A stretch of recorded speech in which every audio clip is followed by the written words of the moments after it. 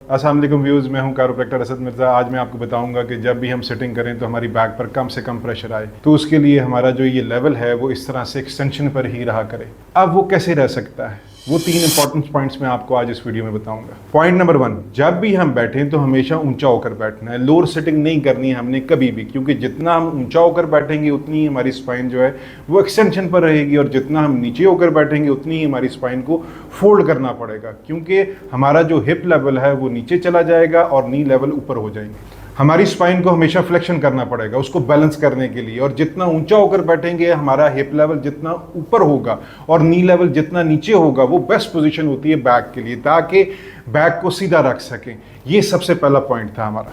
Point number 2, जब भी हम सिटिंग करें, ऐसा तो नहीं है कि इतनी देर 9 to 5 ऐसा करके बैठे रहें, तो जब भी हम बैठें तो पीछे सपोर्ट जरूर रखें, जिसको हम बैक रेस्ट चेयर बोलते हैं। अब ये सपोर्ट क्या करती है, जब भी हम बैठते हैं तो ये देखिए हम इस तरह से बैठेंगे, अब हमारी स्पाइन ने पीछे से इस तरह से फ्लेक्शन पर जाना है। अब हमें कोई ऐसी चीज चाहिए जो इसको ओवर करेक्ट कर सके, यानी कि इसको हमें ऐसा कर्वेचर देना है, मतलब कमर के साथ कोई ऐसी सपोर्ट लगा कर रखनी है तो वो ऑलरेडी एक्सटेंशन में रख सके इसको। तो ये हमेशा बैक रेस्ट ही कर सकती है। तो कोई भी चेयर हो, अगर आपके पास बैक रेस्ट होगी तो वो हमेशा आपको हेल्प करेगी, क्योंकि हमने बैठना तो हमेशा रिलैक्स होकर ही है, पीछे की तरफ प्रेशर देकर ही बैठना है। तो जब भी बैक रेस्ट होगी तो वो हमेशा हमें ओवर करेक्ट करेगी। तो ये था हमारा सेकंड पॉइंट। थर्ड पॉइंट आता है कि जब भी हम सिटिंग कर रहे होते हैं, हर 1 घंटे से 1.5 घंटे के अंदर आपने अपने आप को थोड़ी सी मूवमेंट के लिए खड़ा जरूर करना है, थोड़ा सा चलना जरूर है।